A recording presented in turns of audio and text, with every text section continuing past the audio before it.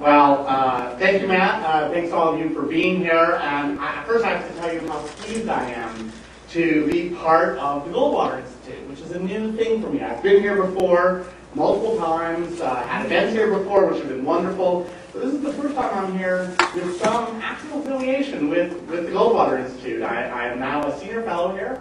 I'm a professor at the University of Arkansas and continue to be, but I previously had a think tank affiliation with the Manhattan Institute, and now I'm here at the Goldwater Institute. And I'm just thrilled about making this switch, in large part because this is a well-run organization. I mean, if this is a report about administrative bloat, let me tell you one place where there isn't administrative bloat, and it's the Goldwater Institute. Darcy Olson is fantastic. She's a longtime friend. Matt Ladner, Clint Bullock. This is like an all-star team. It's like a Yankees of ed reform. Or should I say Diamondbacks?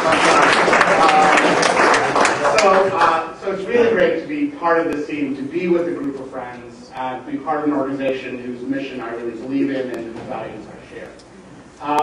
So our report today is about organizations that don't function quite so well, and they have to do with it has to do with higher education. The basic story is as Matt suggested, what happens when universities get more resources. Universities have gotten a lot more resources over the last several decades. They've gotten more resources because they've expanded the number of students they have. And they've increased the amount of tuition that students pay. So there are more students paying more tuition, and they're receiving more subsidies from the government, both directly in state appropriation and indirectly in the form of tax credits and other subsidies, largely from the federal government.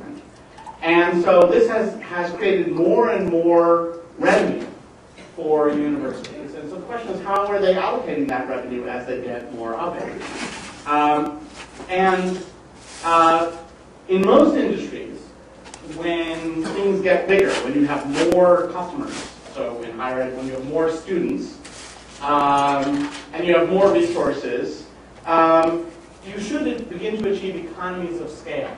It should take fewer people to produce the same number of goods or services. But this is not true in higher ed. I mean, we should expect that if you doubled the enrollment at a university, you wouldn't have to double the number of administrators. There should be some economy of scale where you could spread the fixed cost of running an organization over a larger base. And so you should be able to achieve some efficiencies where it would take fewer administrators to serve a larger number of students. And we might expect that if universities were really flush with extra resources, that they might be able to invest in quality improvements in their core mission of teaching, research, and service. And so they might disproportionately increase their investment in faculty, who are the primary people who deliver teaching, research, and service. And that might be a quality improvement. And the reality, though, is that they do the exact opposite. In general, the leading American universities, as they get more revenue, as their enrollment increases, don't achieve any economies of scale. They actually have diseconomies of scale, and they disproportionately hire more administrators and invest less in more faculty. The increased faculty doesn't nearly keep up with the increases in administration. So let me just show you these numbers. These numbers are all taken from the U.S. Department of Education's IPEDS, which is the Integrated Post-Secondary Education Data System. It is information that the U.S. Department of Education collects from every higher education institution that receives Title IV money, which is all of them. And so it's information that comes from the universities, that's compiled by the U.S. Department of Education and made publicly available. We narrowed our focus in this report on the 198 leading public and private universities. These are the state flagship universities, the elite private universities that offer PhDs and that conduct a high level of research. And so if we take a look at the increasing resources that these institutions have, we can see that there are very significant increases in tuition adjusted for inflation in the time period we study, 1993 to 2007. I should also emphasize that we study this period, 93 to 07, because those are the years for which we have a complete data set from iPads. The most recent complete data from iPads is 2007, which is why we stopped then. It apparently takes several years for the federal government to hand out surveys to universities, for universities to fill them out, return them for the U.S. Department of Education to compile that information, clean it, verify it, and put it up on the website. This takes a couple years. So the most recent information we have is 2007 from iPads. And the earliest complete data set that we had for the institutions we were examining was 1993, and that's why we looked at this time period.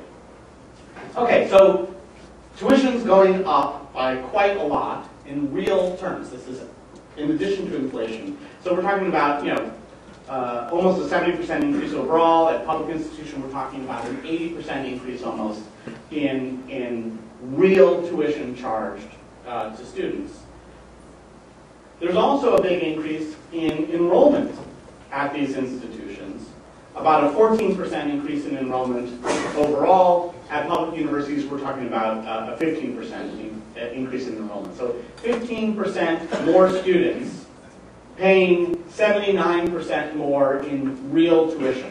And this is tuition net. This is tuition after all discounting that is offered by universities. Okay, so this is the actual tuition collected. Okay? So 79% more in real tuition, 15% more in enrollment in public universities. That's a lot more money. There's a lot more resources that they have, and a lot more students that they have. So where is it going?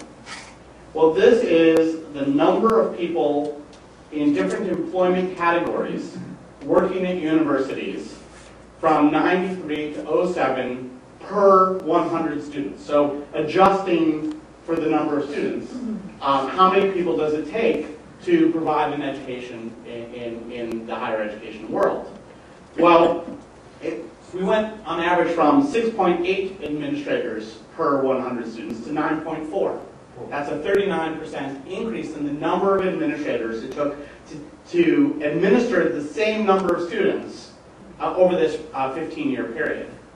At the same time, the number of full-time people engaged in instruction, research, and service increased, but it didn't increase at nearly the same rate. There was an 18% increase from 6 faculty members, full-time faculty members per student to 7.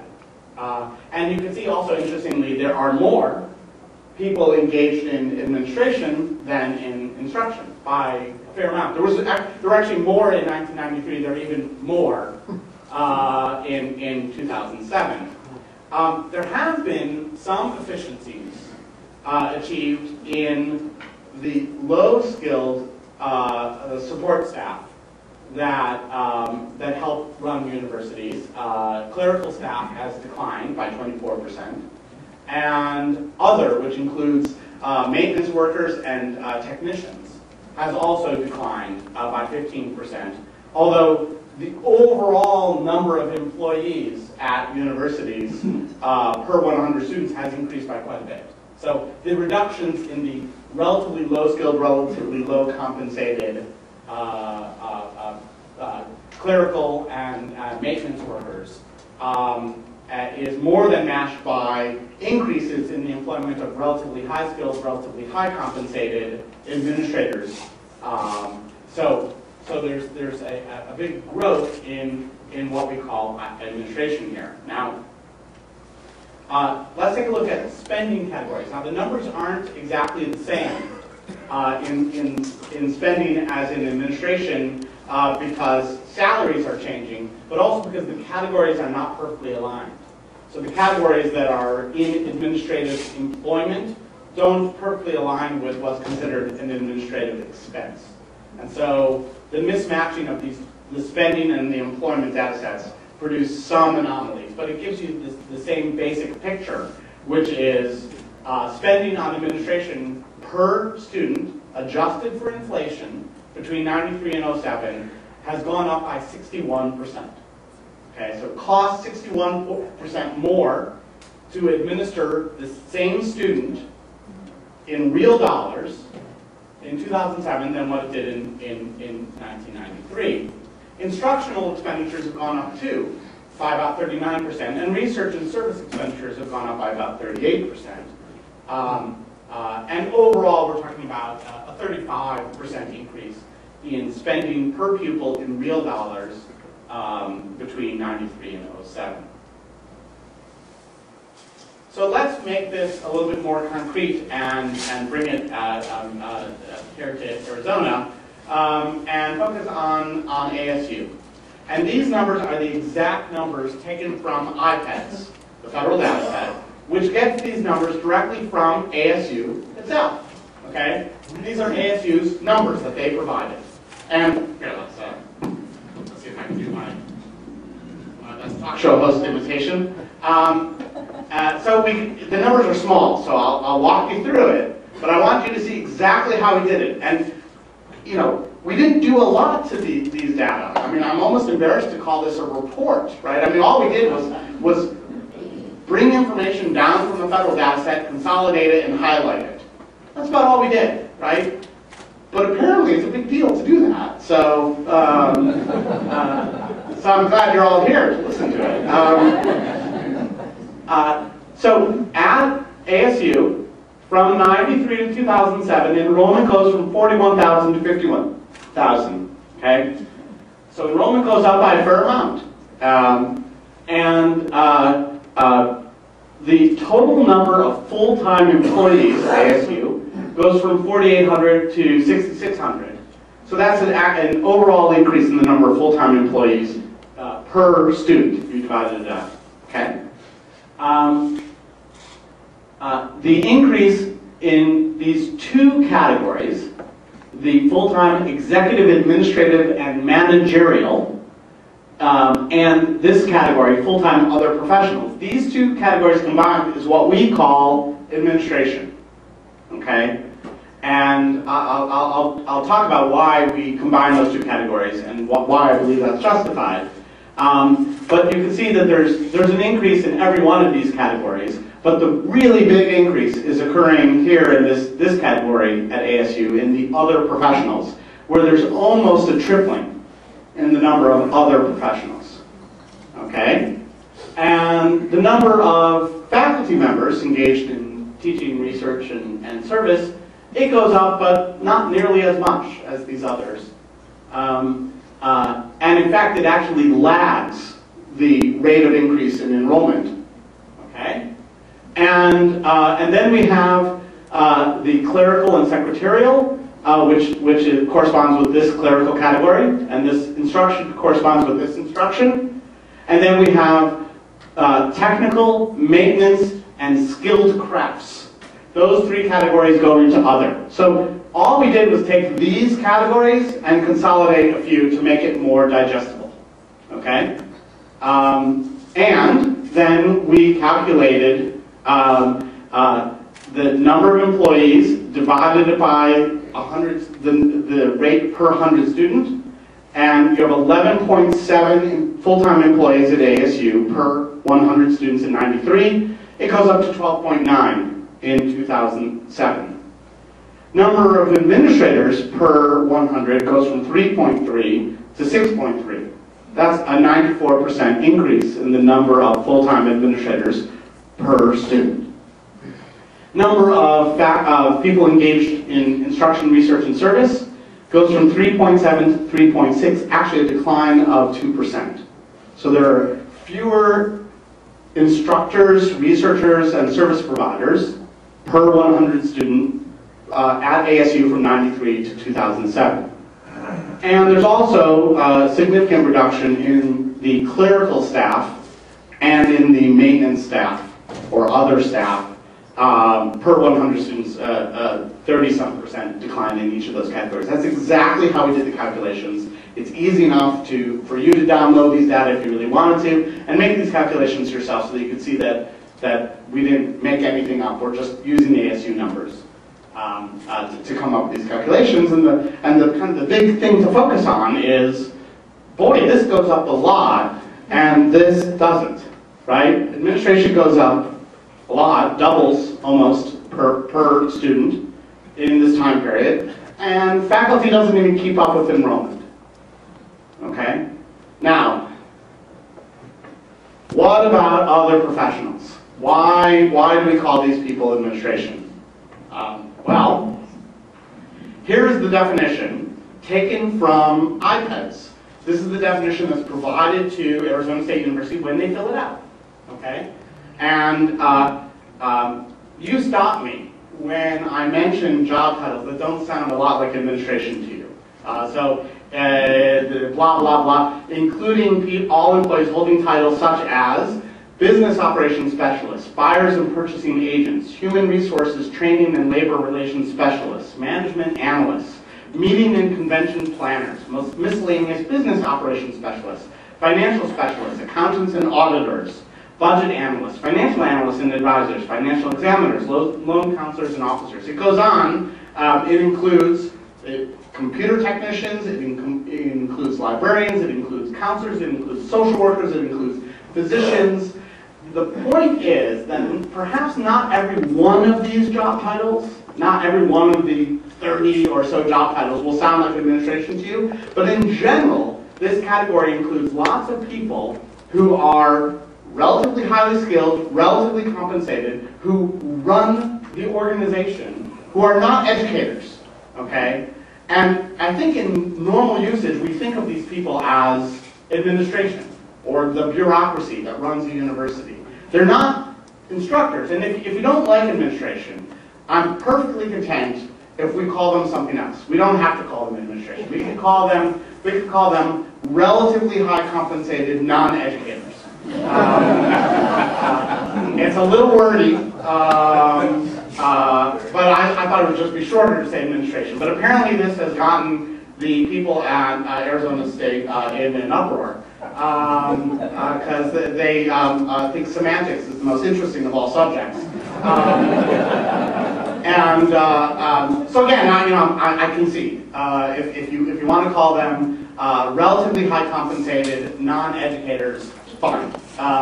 The reality is that the University of Arizona State University has doubled per student the number of folks who are relatively high compensated non-educators, while not even having its faculty keep up with enrollment. And this is kind of representative in a more extreme form of the problem we're seeing all across the country and in other institutions in Arizona. It's the same kind of picture, just a little bit more extreme here.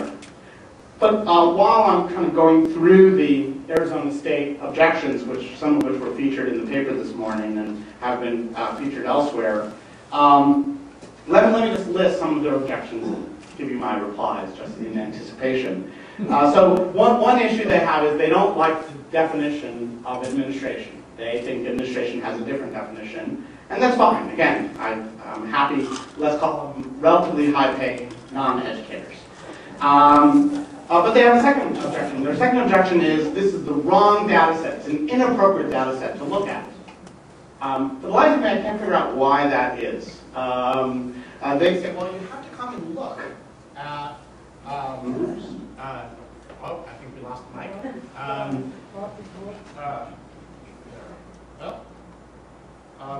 We have to come look at Arizona. We have to come look at Arizona State itself if we really want to know what's going on.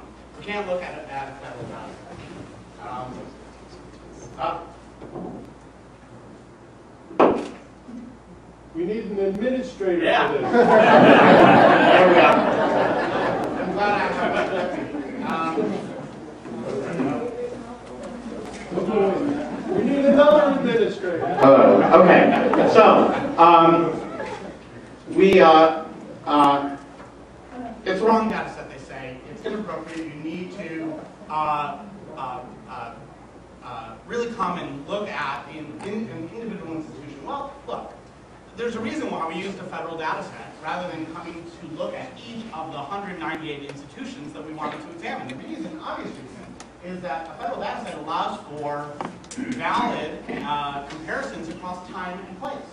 We know that this data is consistent and has been verified by some independent authority, so that we know how to make comparisons between ASU and other places and ASU against itself across a decade and a half, right? And so this saying that you really shouldn't look at IPEDs, it's a little bit like saying if you were interested in unemployment rates in Arizona, you really shouldn't look at federal data on unemployment. You should really talk to businesses in Arizona and find out what the picture really is. But of course, you look at federal data if you want to know what the unemployment situation is, because the information is consistent and has been verified so that you can make valid comparisons across time and place.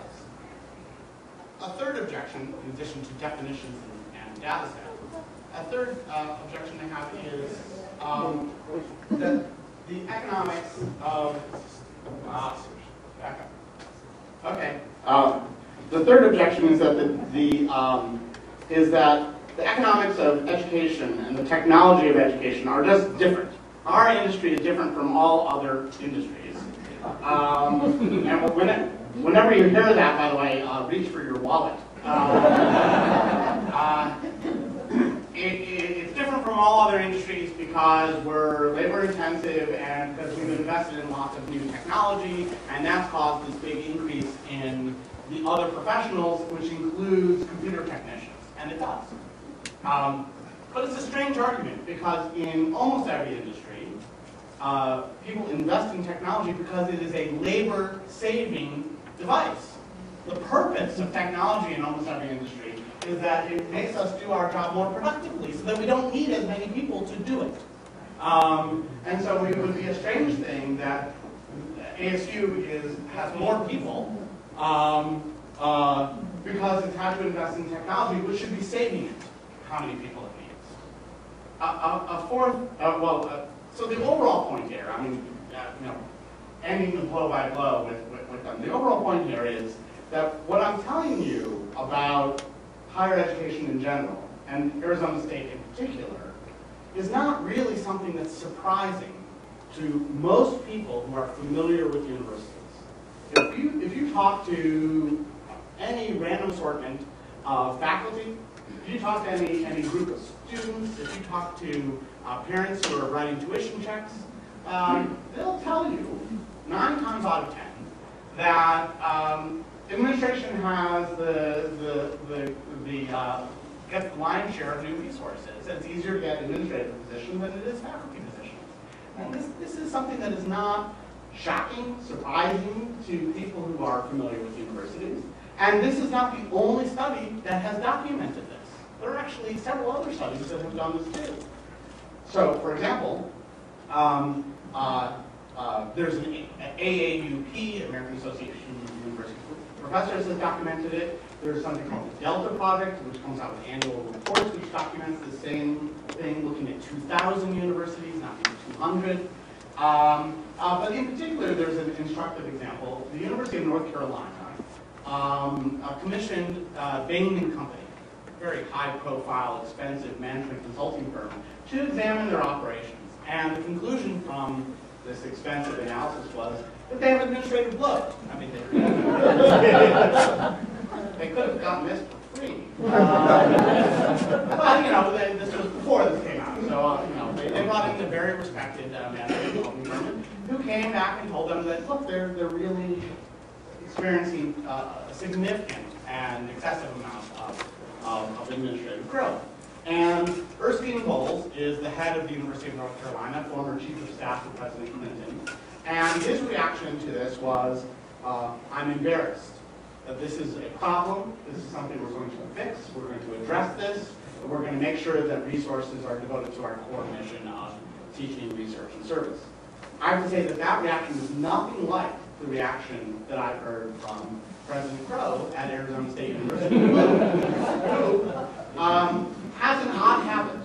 And I'm only saying this to you because I think that public shaming is required. He has an odd habit of attempting to intimidate opposed to engaging them directly and honestly, even if you disagree with them. So what did he do when he heard of this study coming out? Well, he did two things.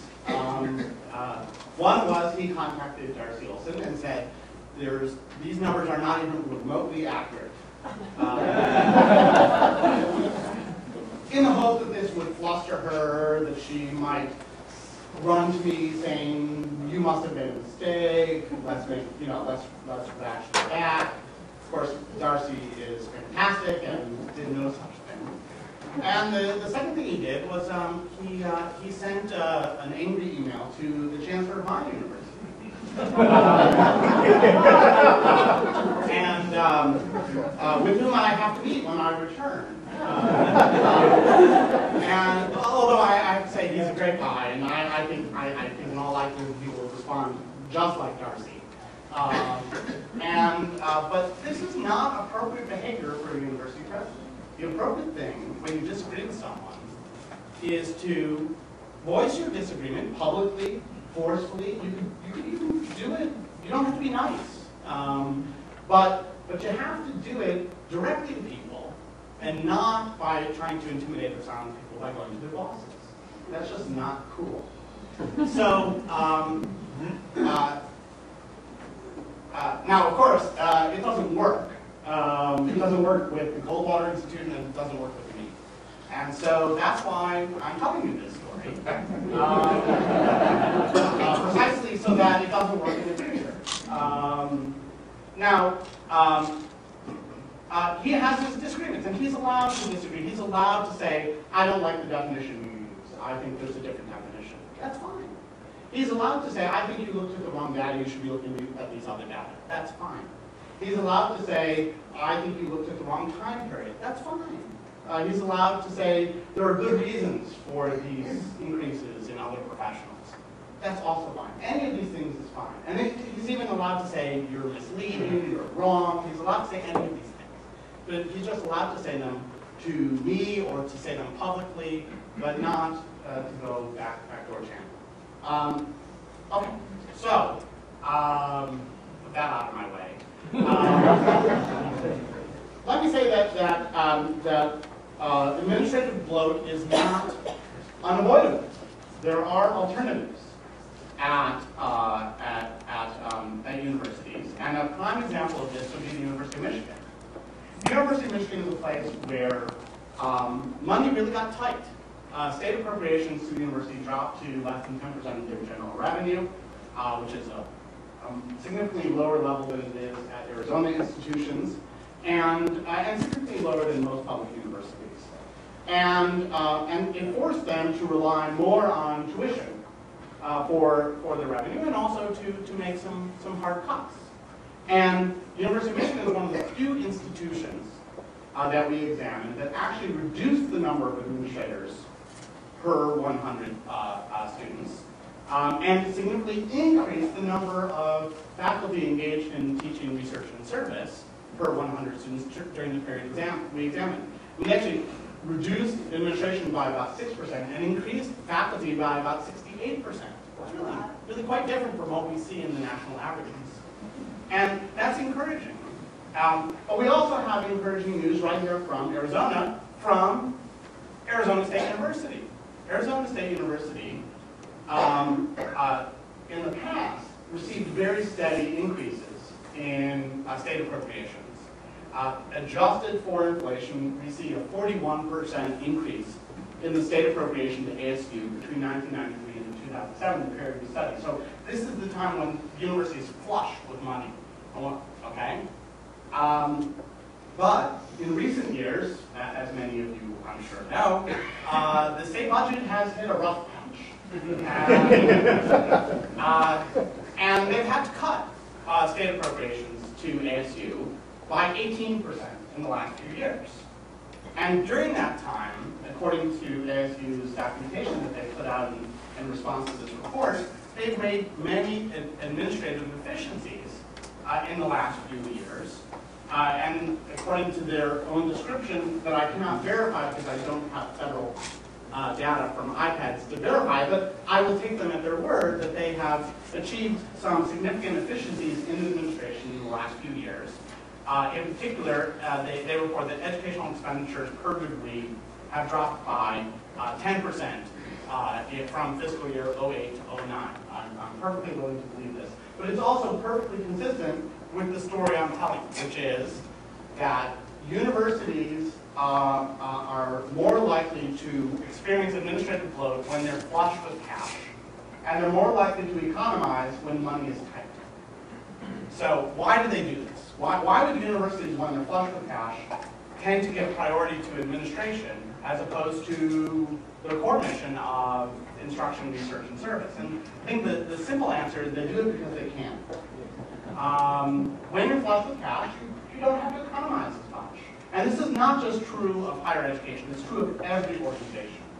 It's true in the private sector, it's true in the public sector. Any organization that's more flush with cash will have a tendency to use that money less efficiently. And when money is tight, there are strong incentives to use money in more efficient ways. And this is the general picture in higher education, is that higher education has experienced a lot of additional cash through increased enrollment, increased tuition, and increased state appropriation.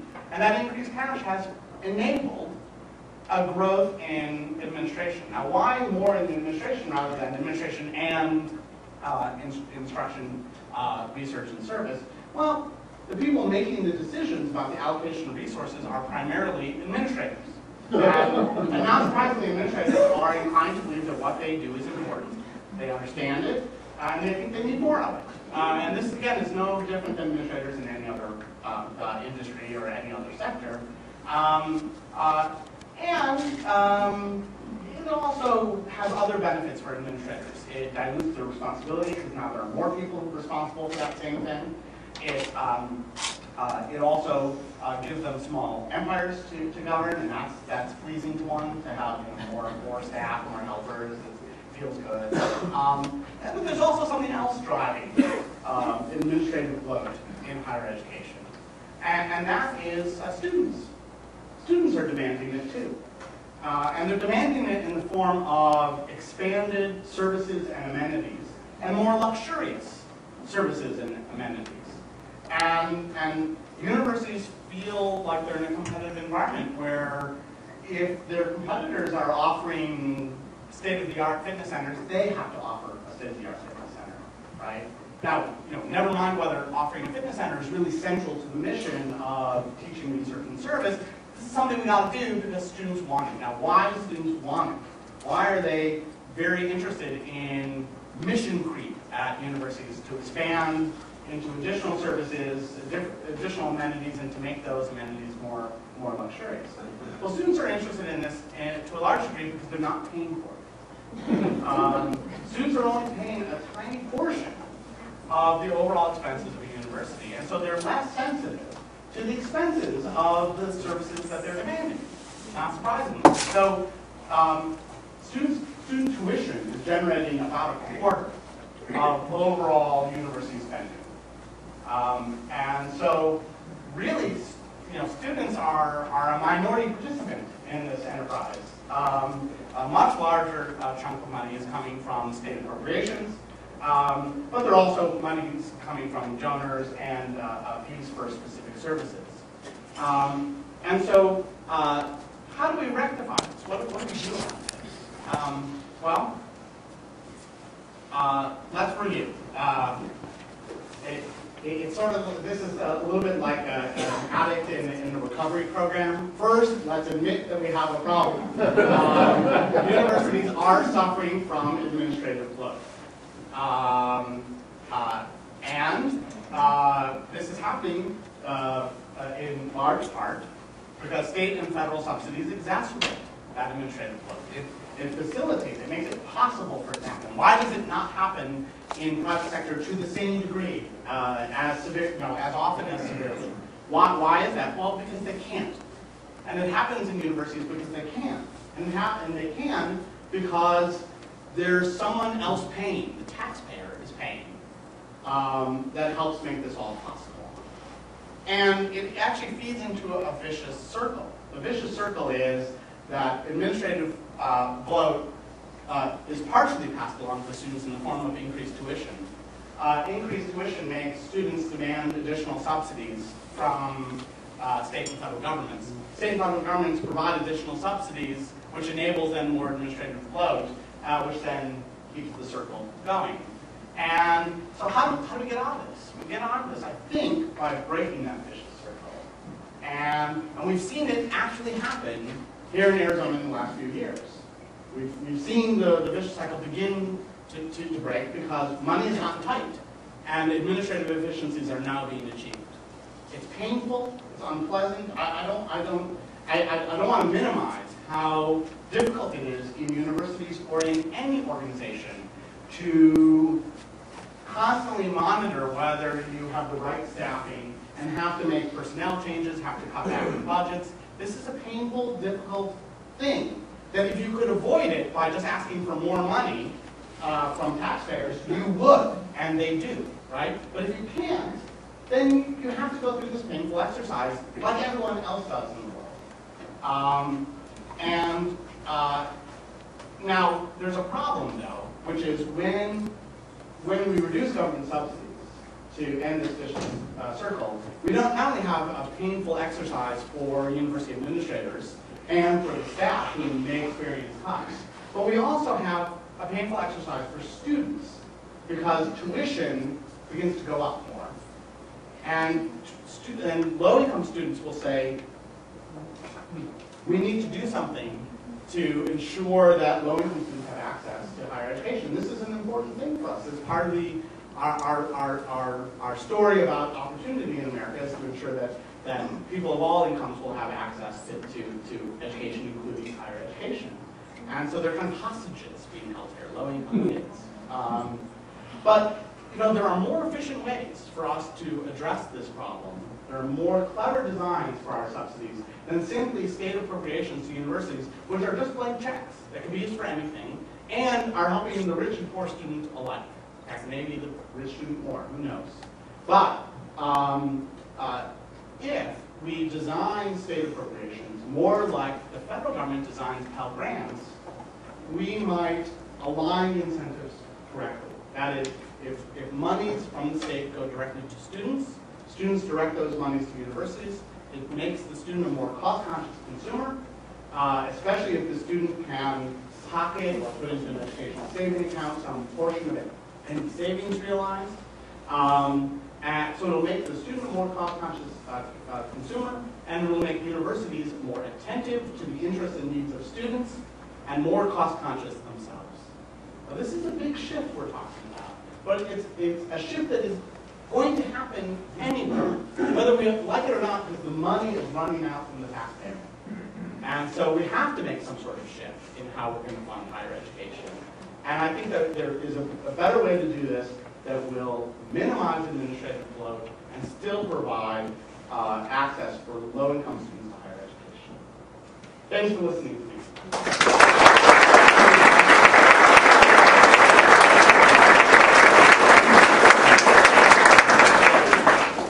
Okay, we have some time for Q&A, so we don't really have a roaming mic since the person broke, so just shout it out. Could you give a couple examples of service employees?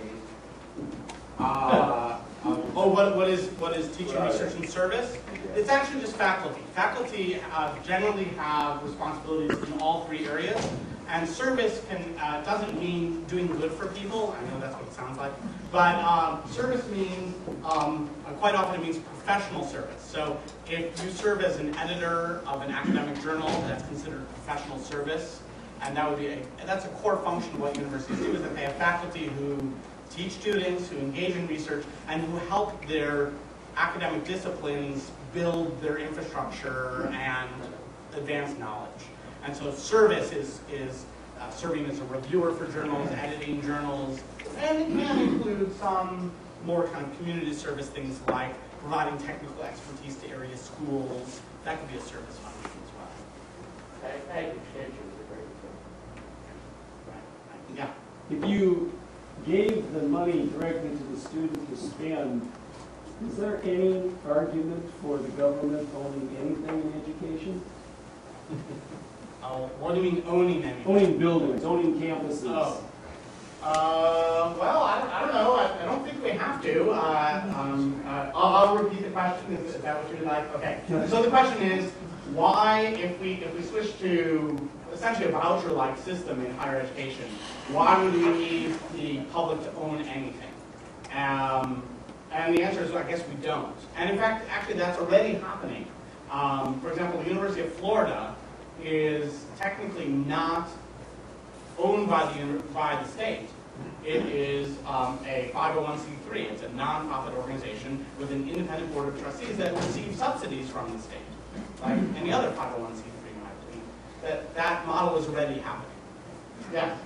Wouldn't the existence of private universities answer your question, the model of they don't get state money, they get it all from their tuition or from endowments they raise voluntarily from donors, and so their level of efficient use of funds would be better than the public sector because they have to be.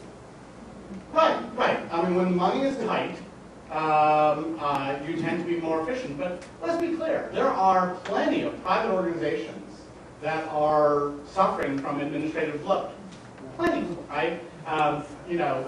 Microsoft gets successful, they are generating more and more licensing fees and can't quite figure out what new business to invest that money in, and they kind of grow their administration, right? Because they can, they got lots of revenue coming in. This happens all the time. The trouble is that there's an ultimate accounting. There's a consequence for this bloat someday, which helps control it. And we just haven't had that same accounting or consequences in the higher ed world. Yeah? I have two questions. The first is related to that. I think having recently been enrolled at the college with the biggest endowment in the country, this is a sort of that has a lot of administrative bloat and still is receiving federal subsidies. Right. I wonder if Does it rhyme with Harvard? if the efficiency issue is not just that it's less efficient because because we are paying more people to do a task, but if it is literally less efficient in terms of the phone call of, this is anecdotal, I suppose, but like the phone call of a student to an administrative office and being told that even though you're calling the student billing office, you should actually call this other sub-office. So it's not only are they doing things more expensively, but literally the kind of point A to point B job is taking longer, and they're serving students less well, more expensively. And my other question is, how much of the administrative bloat can we blame on state and federal mandates, like bringing university programs into compliance with this and that new standard? Right. Well, there's some of that. I mean, it is true that bureaucracy begets bureaucracy. So public regulation requires bureaucrats, administrators at universities to comply, to fill out paperwork, to ensure compliance among subordinates. That's true. I don't think it's the lion's share of what we're talking about here, because we don't have some sort of giant leap in federal regulation between 93 and 07, right? I mean, this is something that's been occurring, that has been in existence. A large federal regulatory system for higher ed has been in existence for a while now, and so we wouldn't align with a big leap. And then on your point about Harvard, actually that could be any variety of educational. It could be, but I mean, it's worth making the point that Harvard has, or at least had, I don't know what it is now, a $30-some billion endowment, and when you're kind of swimming in money, you can get wasteful because you can, and the place where this idea kind of first popped into my head that universities were really bloated was when I was a student at Harvard.